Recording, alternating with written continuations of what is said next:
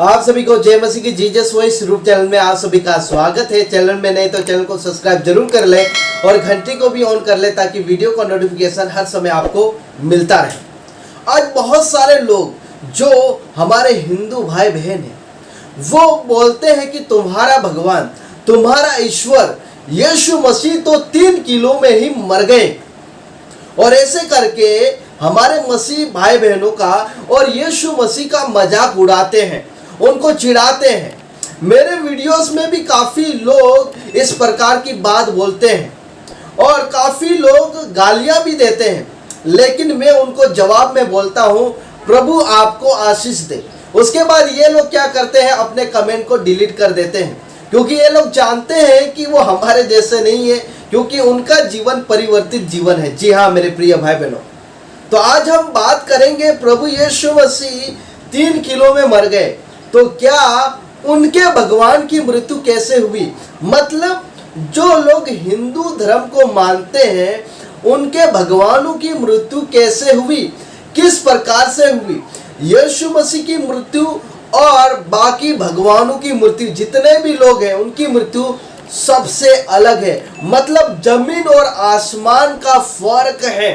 इसी लोग उनका मजाक या उनके भगवानों का मजाक नहीं उड़ाते हैं, क्योंकि वो हमारा स्वभाव नहीं है। इस प्रकार से ये लोग झूठा झूठा आरोप लगाते हैं कि मसीह लोगों ने हमारे भगवानों के ऊपर गलत टिप्पणी की और गलत बोला, लेकिन आज तक मैंने नहीं सुना है कि किसी मसीही ने किसी और धर्म के ईश्वर के बारे में कुछ गलत बोला हो।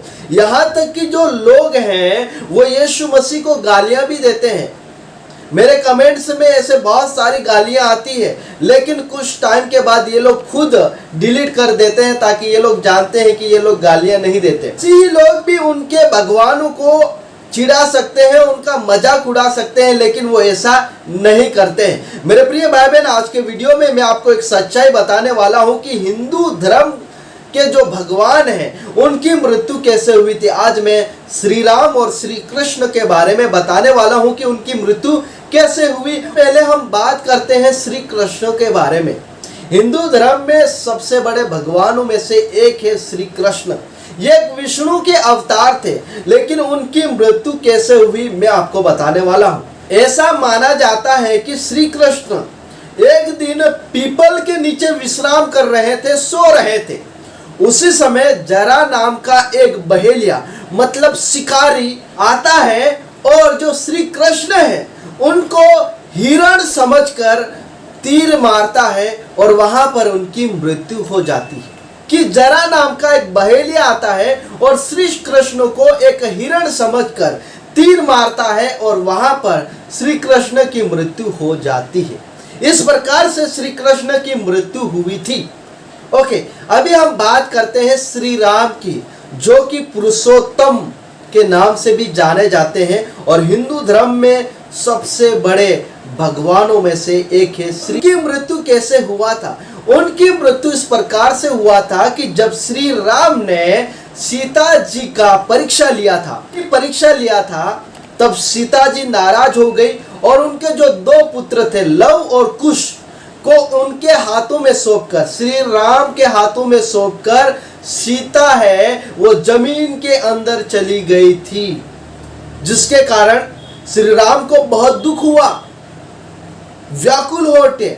उसके बाद उन्होंने क्या किया, सरयू नदी में जाकर जल समाधि ले ली, अपने आप को खत्म कर दिया। श्री कृष्ण की मृत्यु भी एक इंसान के द्वारा हुई थी और श्री राम जी ने भी अपने आप को सरयू नदी में जल समाधि ले ली थी। यीशु मसीह की मृत्यु भी लोगों ने की थी, लेकिन यीशु मसीह की मृत्यु बहुत ही अलग है, डिफरेंट है। बाइबल हमें बताती है, 1 कुरिन्थियों उसका 1 अध्याय और 18 कलम में लिखा है, क्योंकि क्रूस की कथा नाश होने वालों के लिए मूर्खता है, परंतु हम उद्धार पाने वालों के लिए परमेश्वर की सामर्थ है। यहाँ तक ही नहीं, प्रभु यीशु मसीह तीसरे दिन जीवित हो गए और 40 दिन इस पृथ्वी में रहे, कई लोगों को दर्शन दिया और अंत में 500 लोगों को देखते देखते स्वर्ग में उठा लिए गए। वायदा किया है कि मैं फिर से आऊंगा और तुमको ले जाऊंगा और हर किसी का मैं न्याय करूंगा। मेरे प्रियो, जो कोई प्रभु यीशु मसीह का जो अपमान करता है, मजाक उड़ाता है, उनको ये मालूम होना चाहिए कि प्रभु यीशु मसीह तीसरे दिन फिर से जीवित हो गए और आज भी वो जीवित परमेश्वर है। लेकिन बाकी जो भगवान है, आज भी उनका कब्र जमीन पर है, मतलब आज भी वो मरे हुए हैं। सभी धर्मों का सम्मान करना चाहिए क्योंकि हम इंडिया में रहते हैं। आप सभी को जय मसीह की, प्रेज लॉर्ड।